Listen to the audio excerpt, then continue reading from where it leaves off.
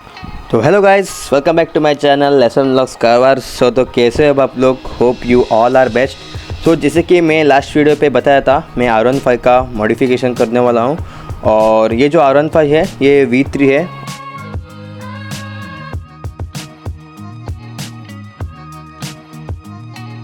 इसमें हम किट लगाएंगे जो कि होने वाला है R1M का किट। तो ये जो किट है वो ये डायरेक्टली फिट होता है बाइक पे, और उसके लिए छोटा मोटा अल्ट्रेशन भी करना पड़ता है। मडगार्ड और कुछ एक पार्ट्स है तो छोटा मोटा अल्ट्रेशन करना पड़ता है। तो फिलहाल के लिए इसका लुक आप चेकआउट कर सकते हो। तो यहाँ पे लगा है इसका 10R का मिरर्स, कॉपी मिरर्स यहाँ पे लगा है। तो ये जो टैंक है ये R1M का टैंक है, आप देख सकते हो। ये नॉन पेंटेड आया हुआ था और ये पेंटिंग करने के बाद कुछ ऐसा ये देखने के लिए मिलता है, कुछ क्रिस्टल कलर जैसा है। और ये पेंटिंग भी वैसे किया गया है क्रिस्टल कलर जैसा, और आप मनपसंद पेंट इस पर कर सकते हो। और इसका जो बॉडी किट है वो सभी केरला से मंगवाया था, और वो फ्रेंड ने मंगवाया था मेरा। और इसका प्राइसिंग आया है टोटल फुल बॉडी किट वो समथिंग 4500, और पेंटिंग चार्जेस एक्स्ट्रा पड़ा। मैं लास्ट में बता दूंगा इसका टोटल कॉस्ट, और विथ पेंटिंग कॉस्ट में बता दूंगा। तो फ़िलहाल के लिए इसका जो टैंक है ये रिमूव करने के लिए कुछ एलियन के बोल्ट्स है टैंक पे, तो वो मैं दिखा देता हूँ। तो लेफ़्ट साइड पे मैं दिखाया, तो राइट साइड पे यहाँ पे एक बोल्ट है और आगे की तरफ बोल्ट है, तो वो यहाँ पे निकाल लेना है। सो वो होने के बाद सीट का नीचे और भी बोल्ट देखने के लिए मिलता है, वो भी बाद में रिमूव कर लेंगे। फ़िलहाल के लिए ये जो स्टॉक टैंक है ये भी हम फटाफट से रिमूव कर लेंगे, बाद में और भी काम बहुत सारे बचा है। तो ये एलियन की बोल्ट आप देख सकते हो, ये मैंने पहले बताया था, ये फर्स्ट बोल्ट है। तो ये बोल्ट साइड पे होता है, तो ये हम अभी रिमूव कर लेंगे। ये होने के बाद फ्रंट साइड आगे की तरफ और 2 बोल्ट देखने के लिए मिलता है, वो भी हम रिमूव कर लेंगे। सो इस तरफ भी बोल्ट में लूज़ किया हूँ, जस्ट लूज़ किया हूँ, बाद में हम और आराम से निकाल लेंगे। फ़िलहाल के लिए इसके ऊपर से कैप आता है, कैप भी आपको हटाना पड़ेगा। तो ये जो बोल्ट मैं खोल रहा हूँ ये टैंक का बोल्ट है, ये ज़रूरी नहीं है खोलने का, ये मैं इसलिए खोल रहा हूँ कि थोड़ा इजी हो जाए रिमूव करने में। तो ये सीट का नीचे और भी बोल्ट मैंने बताया था, वही बोल्ट है ये, और सीट का नीचे और 2-4 बोल्ट आते हैं, तो ये बोल्ट मैं अभी निकाल रहा हूँ। ये 10 नंबर का बोल्ट, और कुछ ऐसा ये देखने के लिए मिलता है। तो सेम इसी प्रकार से राइट साइड पे भी निकाल लेता हूँ।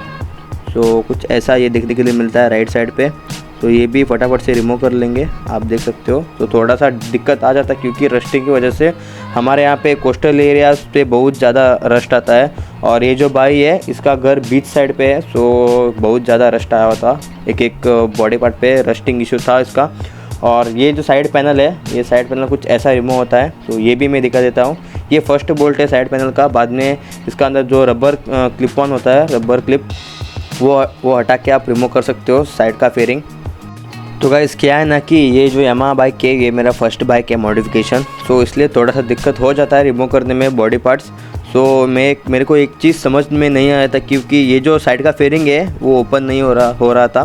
तो नीचे में और एक बोल्ट आता है, तो कुछ जैसा पिन लॉक जैसा सिस्टम है, वो पिन लॉक भी हटाएंगे अभी।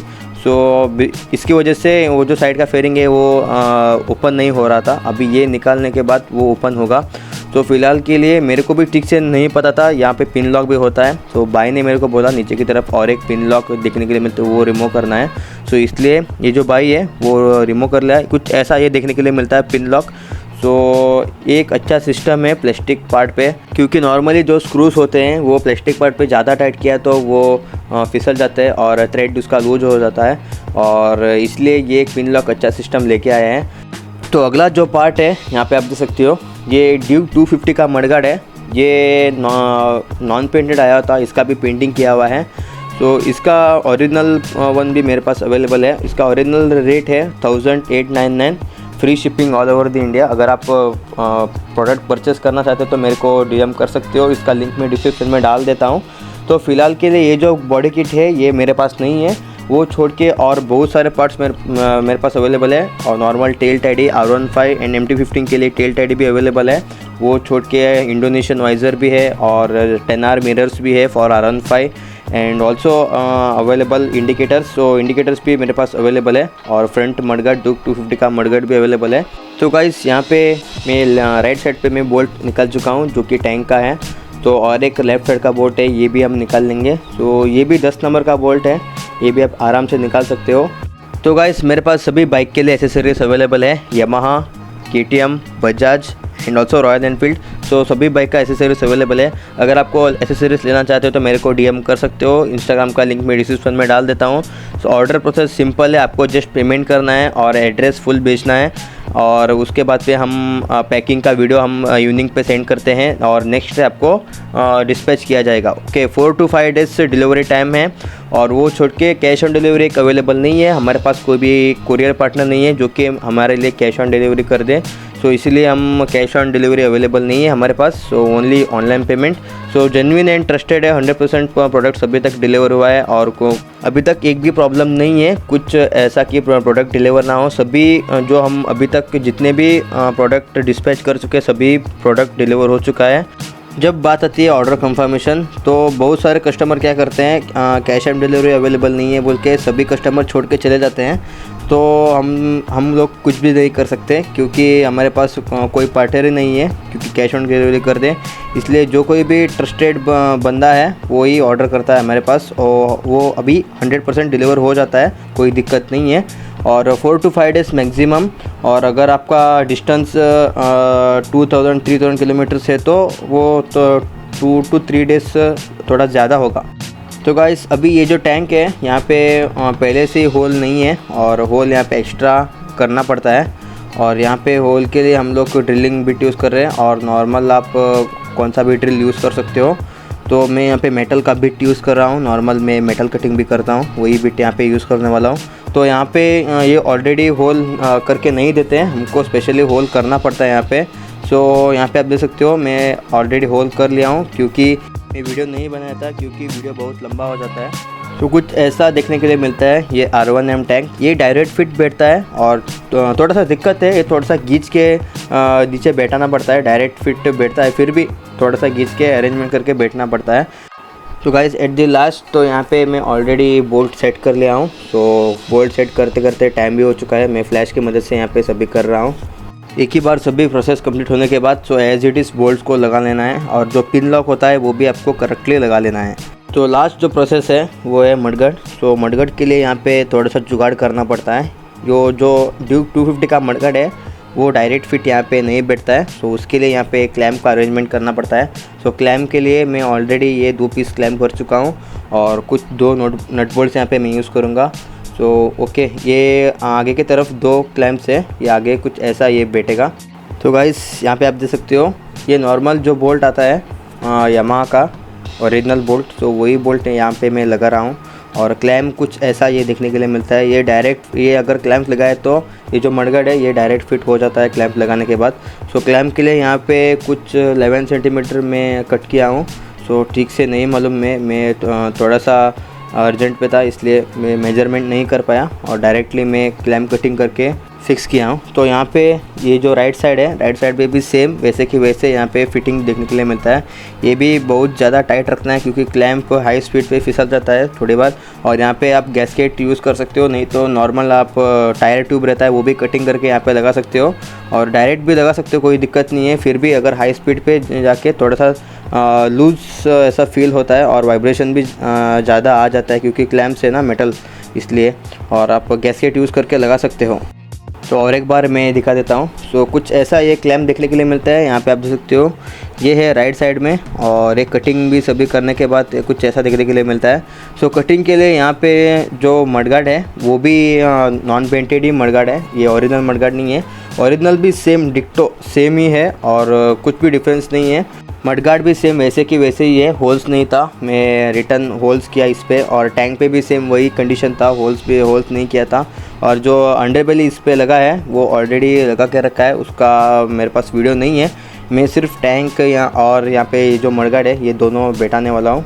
और पीछे की तरफ सीट कोल भी वो किट पे भी आ जाता है, 4500 कुछ प्राइस है उसका किट का। और कुछ ऐसा ये देखने के लिए मिलता है, और इसका फाइनल लुक और इसका सिनेमैटिक्स में ऐड कर दूंगा बाद में, ये ज़रूर चेक कीजिएगा। क्लैम्प्स लगाने के बाद कुछ डायरेक्ट फिट मैंने बोला था, सो बिल्कुल वैसे कि वैसे ये डायरेक्ट फिट होगा।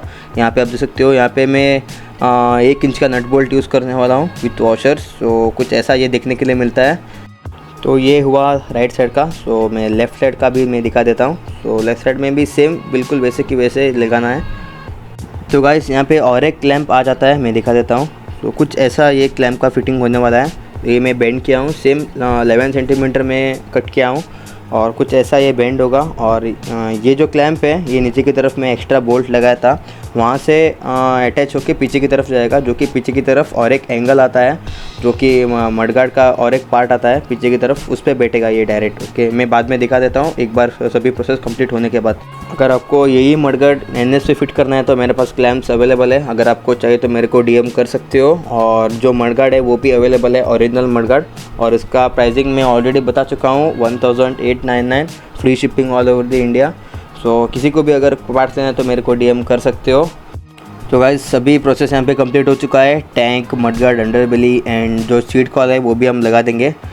सो removing the padlock. So guys look at this bike, कितनी कूल यहाँ पे लग रहा है, एकदम एग्रेसिव दिख रहा है वो 10R के मिरर की वजह से।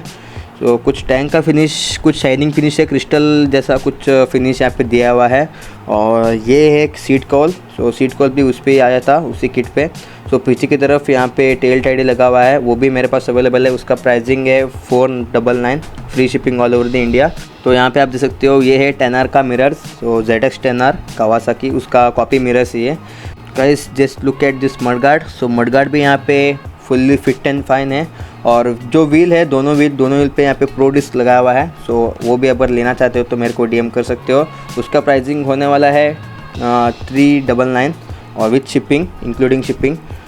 कुछ ऐसा ये देखने के लिए मिलता है साइड से। और अंडरबेली आप देख सकते हो वो भी यहाँ पे क्लियरली फिट किया हुआ है। सो उसके ऊपर भी जो होल्स है वो भी नहीं था और सेपरेटली होल करना पड़ा। इसका मैं टोटल कॉस्ट बता देता हूँ। तो इसका बॉडी किट आता है, उसका पार्ट्स का प्राइस है लगभग 4500 to 5000। एंड पेंटिंग का कॉस्ट यहाँ पे अलग सा पड़ा। पेंटिंग का कॉस्ट यहाँ पे 6000 ऊपर नीचे। तो टोटल यहाँ पे कॉस्ट 10,000 आप बोल सकते हो। 10,000 में कुछ ऐसा ये बाइक रेडी होता है। तो पेंटिंग प्लस बाइक का बॉडी किट ये गाइस कुछ 415 का मॉडिफिकेशन। और इसका मैं सिनेमैटिक ऐड करूँगा। और कुछ आगे से ऐसा देखने के लिए मिलता है। तो DRL आप देख सकते हो, इसका DRL कैसा दिख रहा है। इसी तरह से keep supporting me guys, do like, share and subscribe, also comment below down. तो फिर मिलते हैं कुछ नया करते हुए। Till then take care.